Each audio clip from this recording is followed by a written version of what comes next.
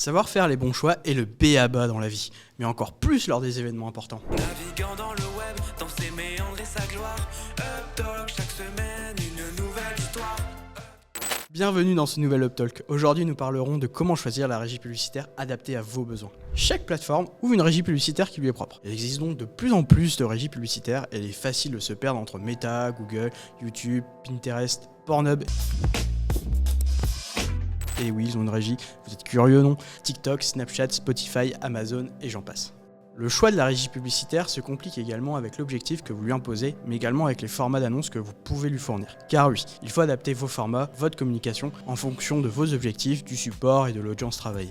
Afin de répondre au mieux à cette problématique de choix, je vais dans un premier temps aborder le B2B qui est le plus simple. Le B2B va se réaliser sur deux régies, LinkedIn et Google. Vous pouvez donc oublier le reste.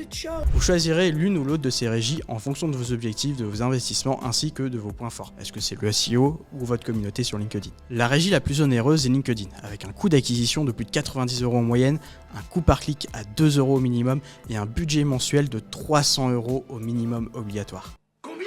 Google est la régie la plus polyvalente de par sa communauté titanesque. Il est possible de répondre à des requêtes, de cibler des audiences précises comme les visiteurs d'un site web, les utilisateurs d'applications, ce qui n'est pas possible en dehors de cette régie. En B2C, tout va dépendre de vos objectifs et de votre business. Vous pouvez déjà oublier Snapchat.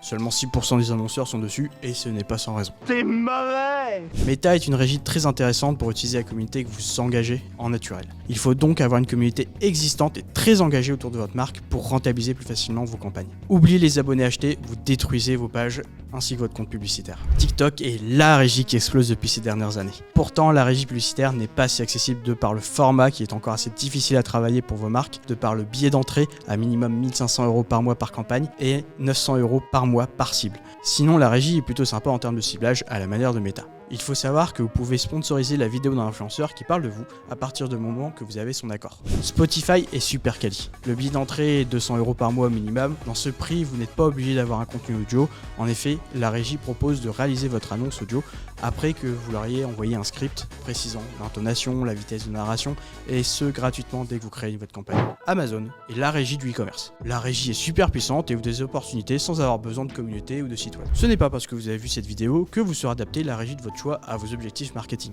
Le choix des régies est très complexe, en plus d'être stratégique pour votre business. Je n'ai fait que survoler l'iceberg des choix en présentant les régies les plus populaires. Je me dois de vous avertir de ne pas devenir dépendant d'une des régies pour la survie de votre business. En effet, il suffit du positionnement d'un concurrent plus intense, de la modification d'un algorithme ou d'un autre facteur externe pour atteindre vos performances. Un grand merci d'avoir suivi cette vidéo. J'espère qu'elle vous a plu. Je vous invite à la liker ou à me dire en commentaire ce que vous en avez pensé et n'hésitez pas à me suivre pour ne pas manquer les prochaines vidéos.